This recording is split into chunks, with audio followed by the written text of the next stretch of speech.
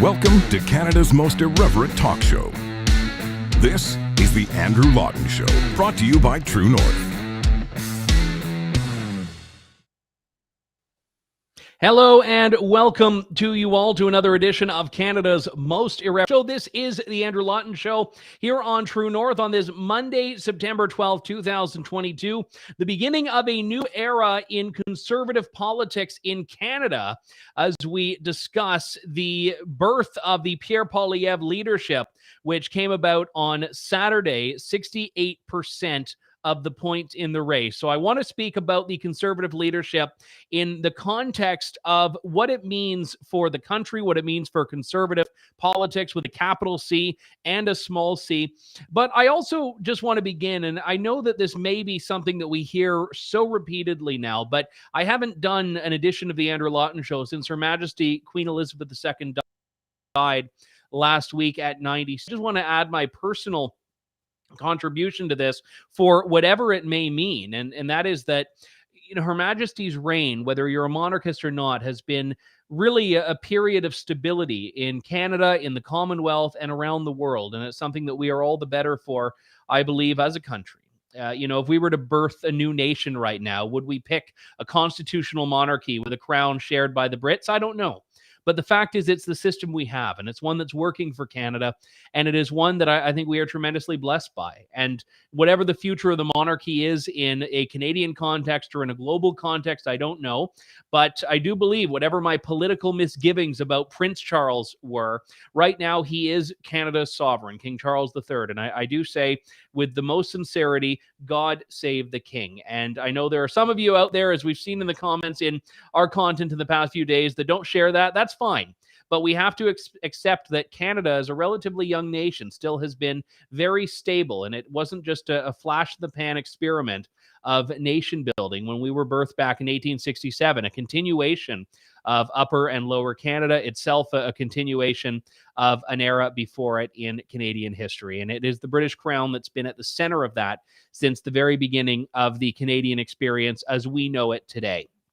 So with that out of the way, I do want to speak about the new chapter we are experiencing right now in conservative politics in Canada. We had over the weekend a live show. I was anchoring it alongside my colleagues Sue Ann Levy and Harrison Faulkner. We had Ellie Kenton-Nantel and Jasmine Moulton coming in from Ottawa, and Candace Malcolm joined us from maternity leave, which we were very grateful for. And it was difficult to, in some ways, pretend that there was a little bit of suspense to what was going to happen, because I think everyone knew and has known since February that Pierre Poilievre was going to be the next conservative leader. We didn't know how decisive it was going to be, but we knew it was going to be him. Haynes Marshall, who is on Pierre Poilievre's campaign team, he was on the show on Saturday night, and he had said they expected him to win with like 66.9%. So they were a little low because he won by 68.15%, I think it was. But I think we say that's within the margin of error. So it's a very decisive win. Very decisive. And I want to just contextualize this here because the media was basically putting forward the narrative that a Pierre Poilievre leadership in the Conservative Party was going to be a death knell for conservatism. We've seen political cartoons right now that have said basically we are only going to see the death of moderates and only the hardline conservatives are going to be there. The Trumpian conservatism is what we've been told is here. And the word you're going to see everywhere, the word you're going to see absolutely everywhere, and you already are in columns and TV panels, is populist. Now, I did a panel a couple of weeks ago, and I actually have a column I've been working on about this, about trying to understand what populism is, because I think a lot of people take for granted that it's a bad word, that it's a bad thing, that it's something we don't actually like and shouldn't embrace. But populism is essentially the will of the people. And there is something about Pierre Poilievre's leadership that has tapped into a very populist sentiment, but I don't mean that in an evil, scary way. I mean that in a literal sense of he's talking about things that matter to real people. And when Justin Trudeau is doing like virtue signaling and all of this stuff about, we have to go net zero and we have to do it more quickly, and, we have to be all about the transgender washrooms and whatever. I mean, Pierre Poilievre is talking about things that matter. He's talking about grocery store bills. He's talking about regulation and its effect on small business. He's talking about housing. And if you want to call that populism, I think it's actually the most pure manifestation of what populism is. And I'm not going to be one of these people that says, oh, well, Pierre Poilievre being the leader means Justin Trudeau's done, or, oh, Justin Trudeau's going to mop the floor with him. Elections are complex. They're not just about who the most deserving person is. They are about a lot of external and internal factors, and it depends very overwhelmingly on timing. If the election were held tomorrow, the result might be different than if it were held in 2 years or in 3 years, theoretically. So all of this is to say that Pierre Poilievre could be the next Prime Minister of Canada. He might not be. Justin Trudeau could end up getting ousted by his own party. And we have, if you're a praying kind, you may want to pray or do a sign of the cross right now. Prime Minister Chrystia Freeland could come in the next little while if Trudeau gets ousted and they replace him internally, and then the election is fought on an entirely different plane. But the whole point about Pierre Poilievre right now is that while the media is talking about their caricature of him, he is speaking to real people about real concerns. And a lot of the discussion that we had about Pierre Poilievre's campaign during the leadership race was about some red meat issues, things that might not be top of mind in a general election. For example, he spoke about the World Economic Forum and the fact that he would ban any of his campaign team members from going to the WF. Okay, fine. Might not be the issue you hear canvassing at the door, but it does matter to conservatives right now. CBC defunding, we'll get to this one in a couple of moments' time, matters a lot to conservatives. Is it the ballot issue for people on election day? Maybe, maybe not, but it matters. But then you talk about other things that he also has addressed throughout his campaign. Housing. One of his most widely viewed videos was a video of him standing in front of some, and I don't want to offend anyone here, but some, pretty derelict Vancouver house, talking about the price of it and speaking about how unattainable that dream of home ownership. In fact, I'd actually say it's not a dream. It's been a promise. That promise to a generation of home ownership, how unattainable that is for so many people. So Pierre Poilievre is talking about these things that matter.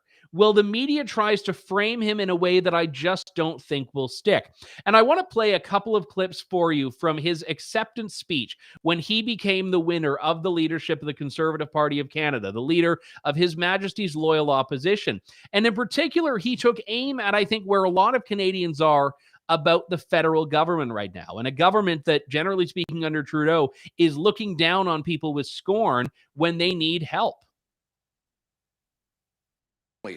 Downgrade their diets to cover the 10% year-over-year jump in food prices. Seniors delay their retirements and watch their life savings evaporate with inflation. 30-year-olds who did everything we asked them to do, got degrees, worked hard, are trapped in 400-square-foot apartments, or worse, their parents' basements, because house prices have doubled under this government. And those who do own homes are paying more interest on their mortgages, even though this government promised interest rates would not rise for years.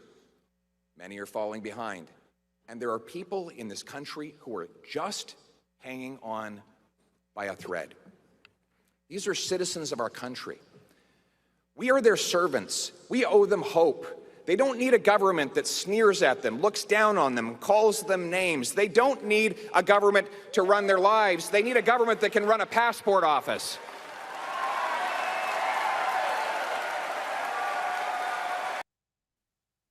There's a remarkable contrast in that. A government that can run a passport office. Again, not the thing that might matter to the most people in this country. I mean, it matters if you're one of the people waiting in line for hours and hours to get a passport application in, people that have to bring their camping gear, like they're buying tickets for the comeback of ABBA or something. That might not be the thing that other people line up for. I would line up for that and bring my tent out. Okay, the comeback of Led Zeppelin, say. So people do that to buy a passport now because, you have to be there when it opens because, after all, if you don't get through, you're not going to get a seat. And the thing about this is that how dare the government try to lecture Canadians about anything when it can't even do the most fundamentally basic things, the things that the private sector is by mandate not able to do, like issue passports. And the federal government is unable to do it. These are the things that Canadians are seeing. These are the things that Canadians are experiencing. And Canadians are hurting. I shared a story, and I might have even shared the clip. I was at a dinner at the, I'm trying to remember what the venue was. It was in Toronto anyway. And it was by the Coalition of Concerned Manufacturers of Canada. And they were honoring independent media. And True North was one of the recipients of the award, and I was there to accept it on True North's behalf. And Pierre Poilievre was also there, and he spoke at the time about this incident that had happened on the campaign trail where a woman was really mad, was yelling, was shouting, was heckling, had bought into this sort of online conspiracy about him. And Pierre Poilievre was talking about how his wife, Anna, who spoke Saturday night, was very graceful with the woman and took her by the hand and kind of refuted point by point and showed her grace, showed her love, and said, why are you so mad? And what the woman had said is that she had lost both her sons to fentanyl overdoses. And I don't know the circumstances. I can't even remember the city it was. I think it was Northern Ontario or something. But the gist of it was that people are hurting, and they are. And I don't think Justin Trudeau recognizes that. If he does, I don't think he cares. I think Justin Trudeau is so disconnected from the subjects over which he rules that he has no idea what real pain is. And he certainly has no idea how pervasive that pain is in Canadian society. And when you have a government that is looking over a population of people that cannot afford to go to the grocery store, that cannot afford to fill up their cars, and he has the audacity to start playing wedge political games about people's vaccination status. And he starts race baiting, accusing them of being white supremacists, misogynists, neo-Nazis, people who have barely been hanging on by a thread and now have been told by the government you are not allowed to go visit your dying relative in another province because you can't get on a plane, or people that have been told you don't actually deserve to keep your job for the federal government in some way, or for the civil service, or for the federally regulated industry in which you might have worked because we don't agree with your personal choice. And Trudeau doesn't know or doesn't care. And this is a wide open berth for some other politician to walk through to say, you know what, I actually do hear the people, and I do represent the people, and I do understand the people's pain. And that doesn't even need to be a conservative. There's nothing inherently partisan about recognizing the humanity of the people that live in your country. But Justin Trudeau has made it partisan by spitting on the very people who most need to be recognized, the very people who most need to be understood, because they are the people that in some cases are absolutely teetering on the edge. And it's shameful that we have a government that just continues to look down on these people, continues to insult them, to mock them, to hold them in contempt, and then wonder why they are disenfranchised. Wonder why they are not exactly confident in the institutions that government tells them to protect and to uphold and to support. I want to share enough, if I can, of Pierre Poilievre's acceptance speech talking about that very issue, the pain that people in Canada are enduring. Right now, we have people who can't afford to pay for their kids' food. And 4 in 5 Canadians have actually cut their diets in order to deal with the 10% year-over-year increase in food prices. We have countless young adults still living in their parents' basements, stuck in small apartments. I met a guy in Timmins who told me he couldn't afford the $2.50 a liter diesel price to gas up his truck and drive over to Thunder Bay and say goodbye to his dying parents one last time. Another worker in St. John's told me that he had to tape up his work boots, which he showed me, because he can't afford new ones. And I meet seniors all the time whose savings are evaporating because of 40-year highs in inflation. They don't know how they're going to live out their days. Canadians are hurting, and it is our job to transform that hurt into hope, and that is my mission.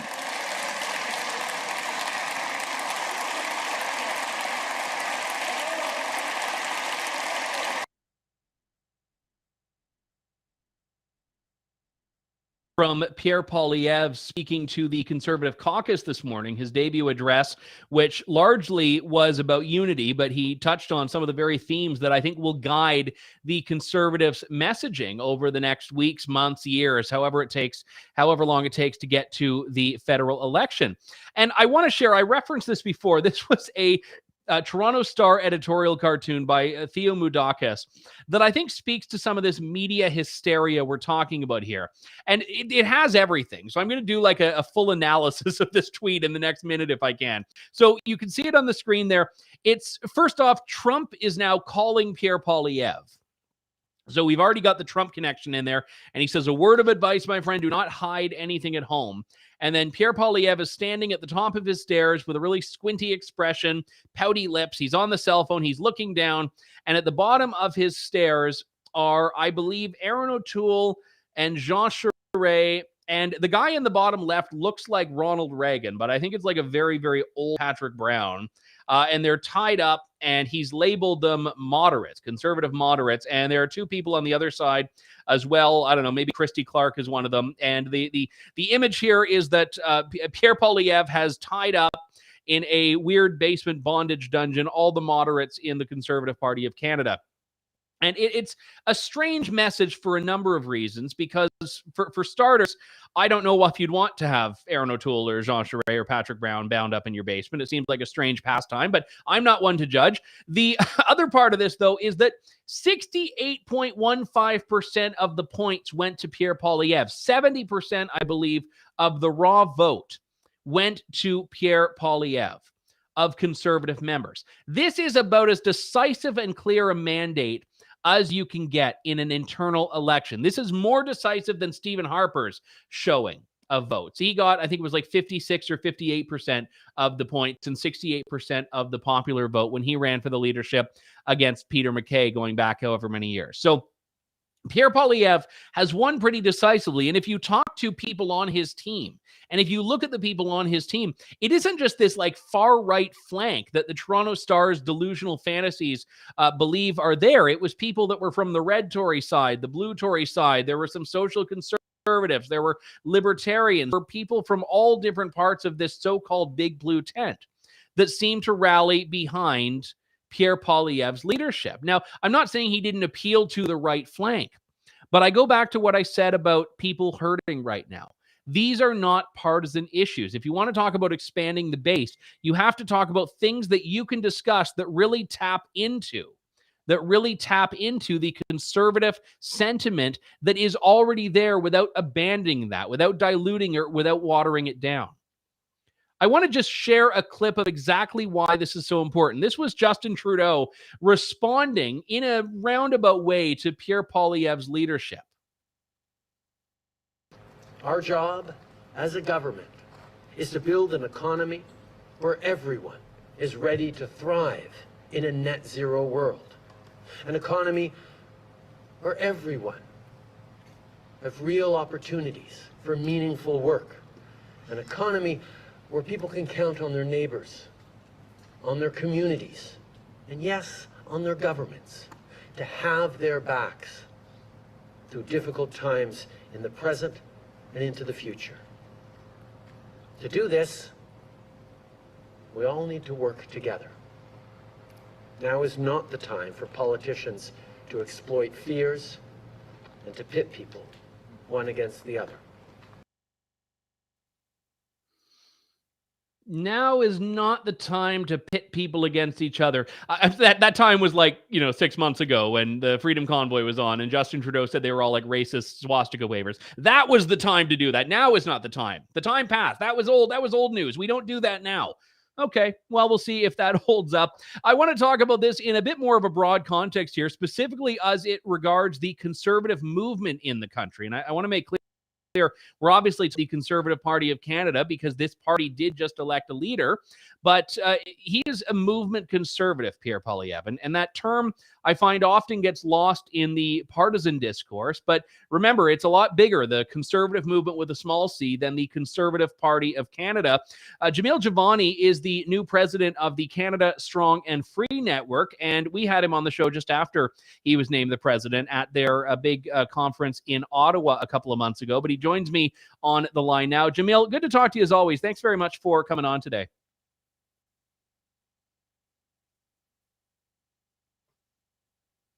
Oh, I'm having trouble hearing you there. Jamil, do we have you?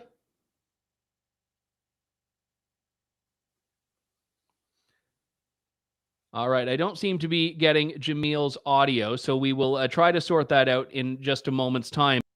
But I think one of the big issues that we need to address here when we talk about where Poilievre fits into this whole discussion of the conservative movement is that in Canada, conservatives with a small c are a minority.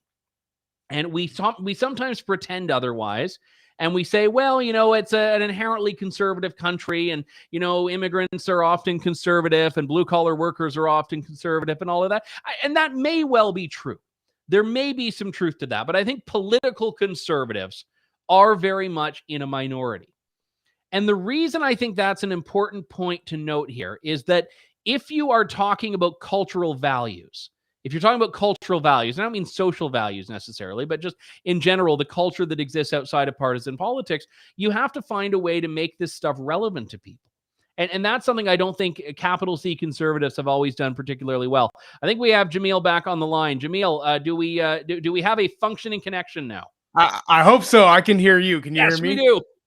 There we go. Now, Jamil's a pro because he hosted a tremendous talk radio show for quite a while, so he knows the perils of live media, as do I all too well. But I'm glad we have you now. Good to talk to you, sir. Explain to me, this idea of a conservative movement, I think is lost on a lot of people. And I don't think in Canada, we've always done a good enough job at fostering this. So tell me how that really unfolds from your perspective at the Canada Strong and Free Network, first off. Yeah, I think you made an excellent point, Andrew, when you said that the conservative movement is bigger than the Conservative Party. And I think that's important for people to realize is that being a conservative isn't about wearing a certain team jersey or being involved in politics. A lot of people will never work in politics. They'll never run for office, but maybe they vote in different ways. Maybe they don't vote at all, but they can have conservative values. They can have a conservative outlook on the world. And that can be, as you said, cultural stuff. It can be economic. It can be all sorts of different things. There's decades and centuries worth of writing and thinking about what it means to be a conservative. And I'd be hard pressed to summarize that now. But what I would say is that, it is around basic ideas around family, community, small government, pro-business, pro-economic growth, about the idea that people should have the chance to live according to their own values and not have those values infringed upon by a government that wants to sort of force uniformity onto the people.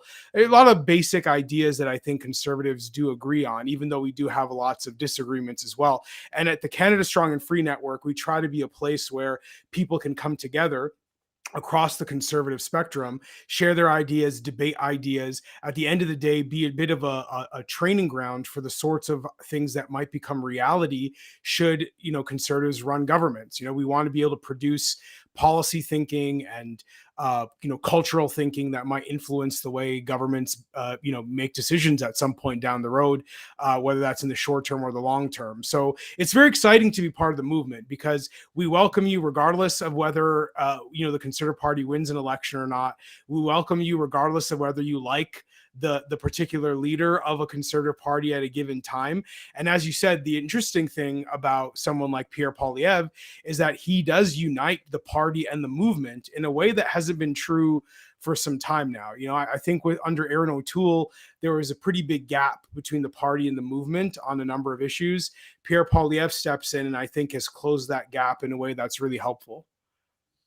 Yeah, it's always difficult for anyone to live in the shadow of a predecessor. And I feel bad about holding up Stephen Harper as the benchmark of what an ideal conservative leader should be, because obviously his government wasn't perfect. No government is. But I do think that Pierre Poilievre has tapped into that Harper coalition and even moved beyond it. The Freedom Convoy Coalition, if I can call it that, or the Anti-Mandate Coalition, which he's really spoken to, is not at all filled with partisan conservatives. And I think that even talking to some of these issues has really helped him move beyond what even Stephen Harper had. Like, I remember I was at a rally of Poilievre's in London, Ontario, And he was doing it at the Best Western Hotel, which is like a big event space in London that has all these conferences. And Jenny Byrne, who was on his campaign and also was integral to the Harper government, she and I were speaking, and she said, like, even when Harper did rallies here, we weren't filling that overflow room that we were for Pierre Poilievre. So to get that many people out in a leadership event for someone compared to like what a sitting prime minister who had a fair amount of star power was able to do, this is something quite significant. Yeah, and I think it's because Pierre Poilievre has become synonymous with change for people. You know, those crowds come out because they're looking for something new, looking for something different. They want to break away from the Trudeau administration. They want a different way of doing politics, a different way of governing. And Pierre Poilievre represents that. I mean, that is why I think he was able to pick up so much momentum from the trucker convoy, is that the trucker convoy was an expression of a desire for change. People were frustrated with the Trudeau government, and Pierre Poilievre has represented much of the same thing to people. And so, you know, that's something that on the right we have not had in a very long time. You know, that the Conservative Party would be the counterculture party, the party that's challenging people in power, the party that's going to hold, you know, the wealthy to account for creating a system that in many ways is disadvantaging a lot of middle class and working class families. I mean, that is exciting, I think, for conservatives. And that's why he's getting a crowd unlike anything we've seen before, because people are hungry for something different. And now we've got a guy who's actually offering that. And the thing about Pierre too, and this is something that a lot of his critics, including sort of the red Tories, sometimes don't want to acknowledge, but he's also a substantive guy. He's got ideas for policy. He has a vision for how he would govern. And I think being able to back up that demand for change with real tangible ideas, that's going to be a recipe for success, I think. Yeah, I mean, when Poilievre went on kind of the Bitcoin spree during the leadership race, I know a lot of people were mocking it. And I went to one of his events, which was at like a shawarma place that has been very big into cryptocurrency. And I was talking to a lot of the people there who, again, have never really been political because they're crypto people. So their whole ethos is just like, leave us alone and let us live our lives. And they were getting excited about him. And you could tell when he was talking about Bitcoin that this was like a policy nerd that was really just geeking out on something that mattered to him personally. And I actually kind of like that in politicians, that actually believe something from their personal lives and are importing it. I mean, same as Maxime Bernier in supply management. Like, again, you could tell he believes that and he wants to have his little policy wonk nerd out over it. And I think we need more of that. I'm so tired of politicians that could not summon an independent thought if their life depended on it. Yeah. Now, look, Andrew, I'm not going to pretend I understand Bitcoin at all. That's it honestly just goes way over my head. So I can't. I understand shawarma. I don't understand Bitcoin either with a lot of. I could, so you're not alone there. Don't worry. Yeah, no, I could definitely do shawarma too. Bitcoin, I'm not as familiar with. But you're right. Like even on things like when he talks about, you know, removing gatekeepers for newcomers to Canada so that they can get a job in the profession they've been trained in.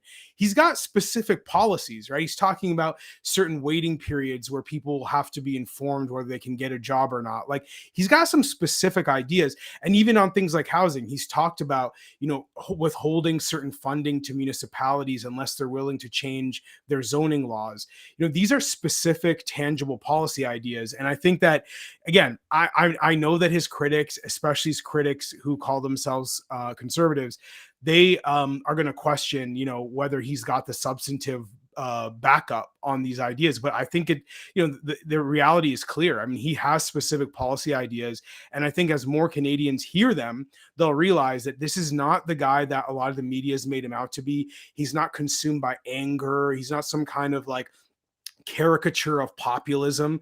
He's a guy who's got real ideas that might make the economy a bit more fair to the average person and make opportunity more available to the average person. And I think that's exactly what Canadians are looking for.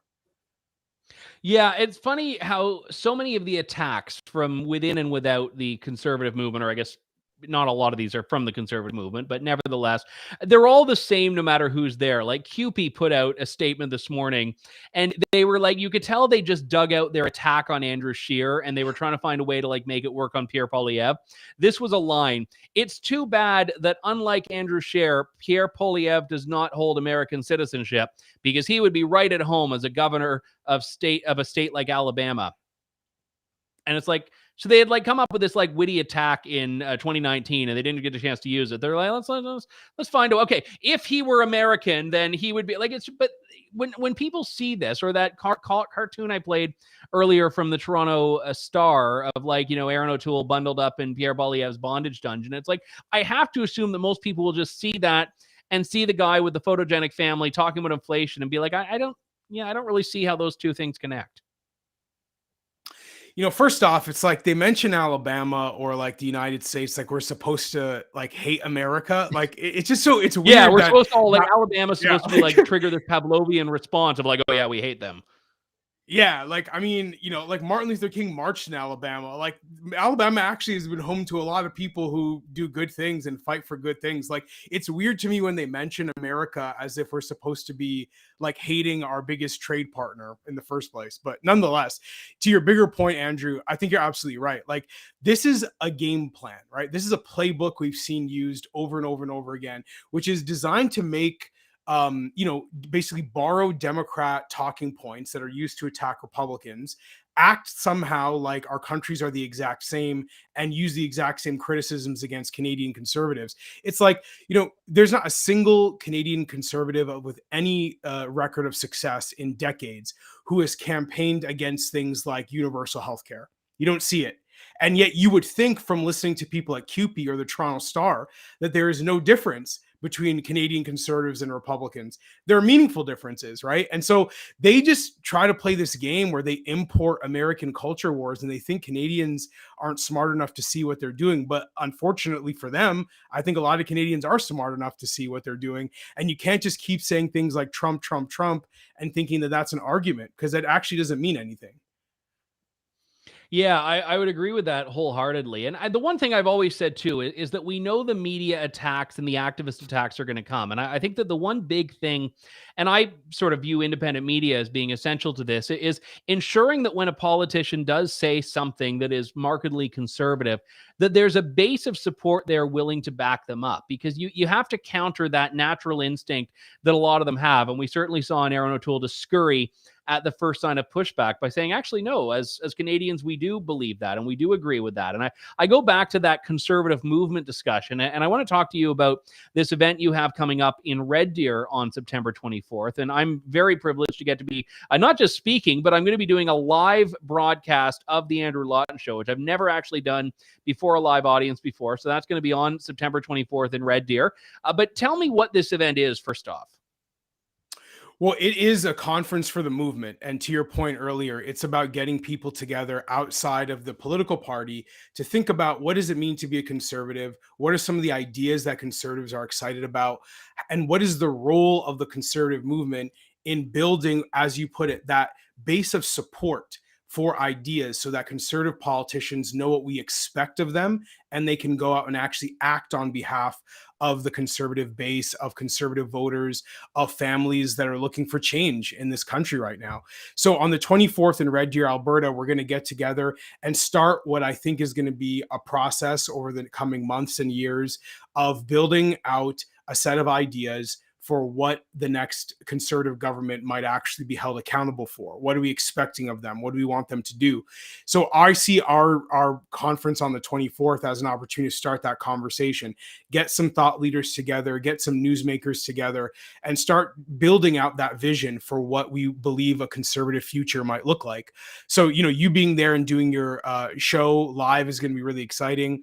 We'll have Andrew Scheer there to kick things off and talk about what he thinks the takeaways and lessons learned from the Poilievre campaign success is. Jason Kenney will be there to give one of his last speeches as Premier of Alberta.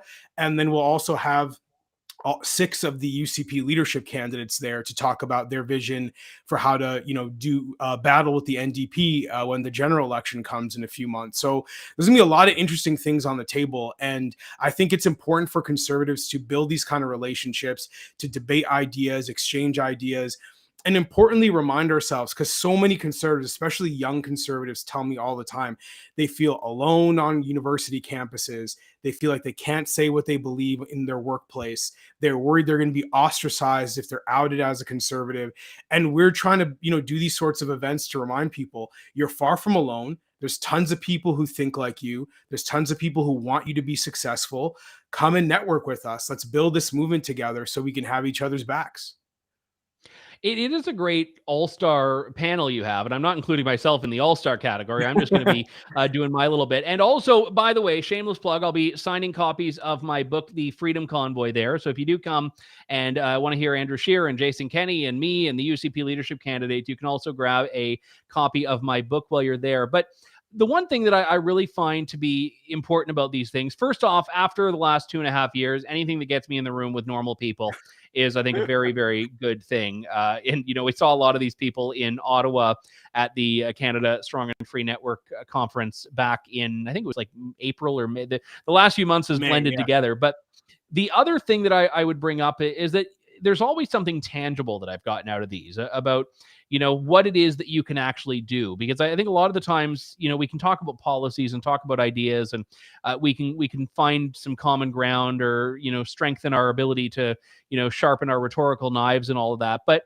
when you come out of these things, there's always been something I found, going back to the Manning Center conferences, very tactical about it.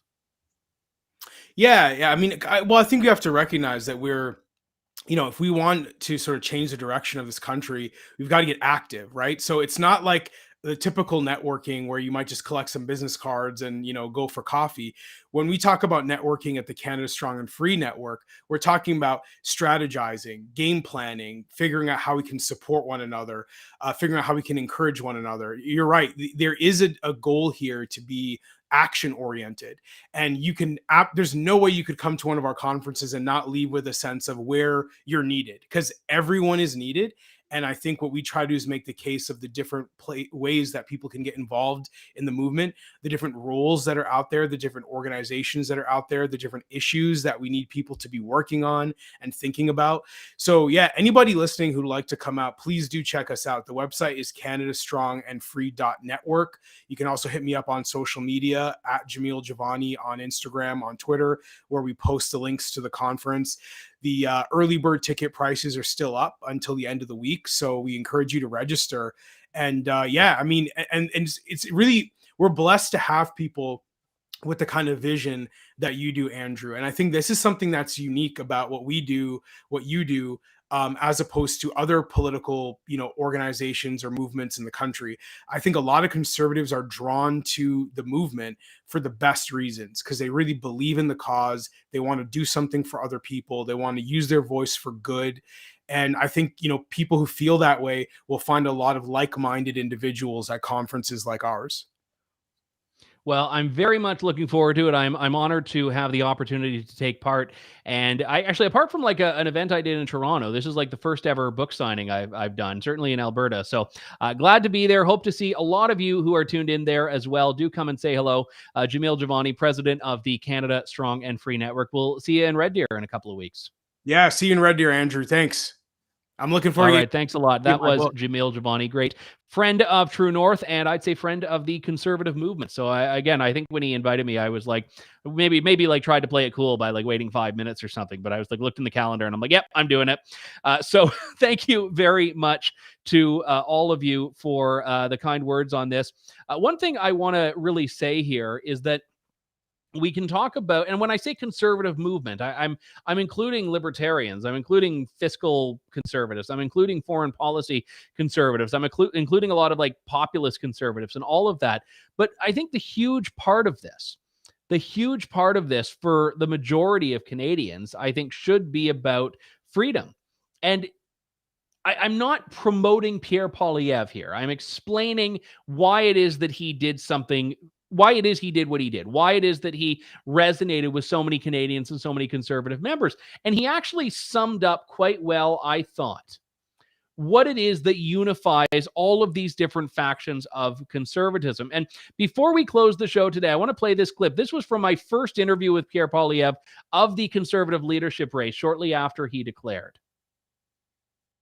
talk about the internal race here in the Conservative Party.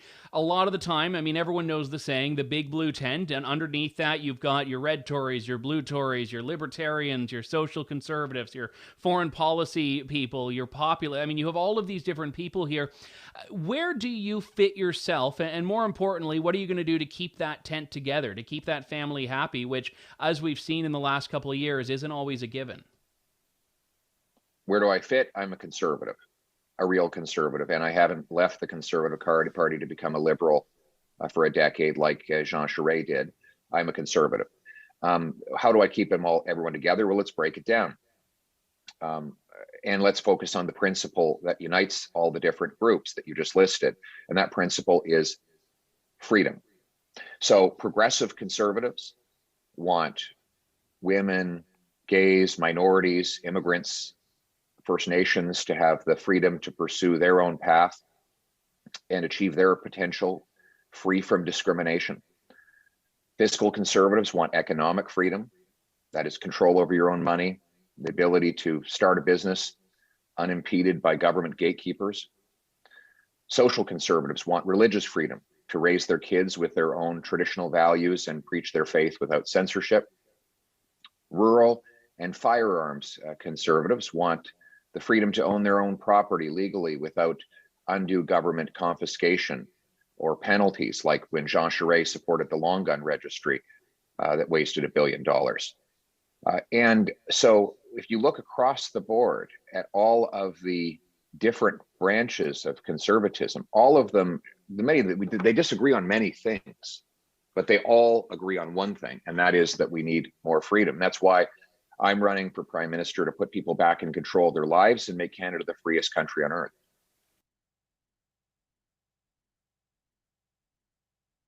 Was Pierre Poilievre early on in the Conservative leadership race, hence the digs at Jean Charest. But I think the point of that is that he has a message that he's articulated, which is one of freedom.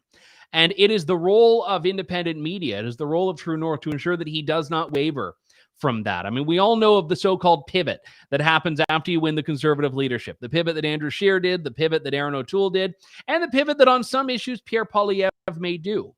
And I'm not at all perturbed if his message style changes, delivery changes. I don't care about that.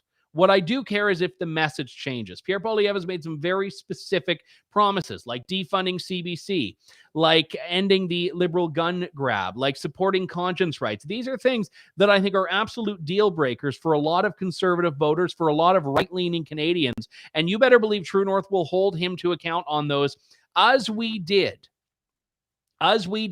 for Aaron O'Toole. And we will do that for Pierre Poilievre. So he has said a lot of the right things for our audience throughout the course of the leadership race. That's absolutely true. But he has to make sure that his actions follow through on those words. And we have the clips. We have the receipts, as they say. So we are going to end things there. I do want to just say very much a huge thank you to all those who tuned into our live Conservative leadership results show on Saturday night. It was a great pleasure. We beat CBC. I mean, that's not that it takes that much effort, but we beat CBC, and we did it without $1.4 billion. So I think there are two things to take away from that. Number one, I think I'm asking Candace for like $100 million raise, because clearly True North has earned it. But I also would say that it is so tremendously important to continue supporting independent media. This means by sharing and watching, which thank you to those of you who do, and also financially. I know it's tough. I know people are struggling, but if you are able, and if you think there's a value for what we're doing, please do head on over to donate.tnc.news. That's it for us for today. We will say adieu there, and I'll be back tomorrow with a very special guest on the show. It's not Pierre Poilievre. I don't want to oversell it, but we do have a very special guest on tomorrow's show, so you do want to tune in for that. I think we're starting at 5 p.m. Eastern. That's 2 p.m. Pacific, and 6:30 p.m. in Newfoundland and Labrador. So thanks to all of you. We will talk to you tomorrow. Have a good one. Thank you. God bless, and good day.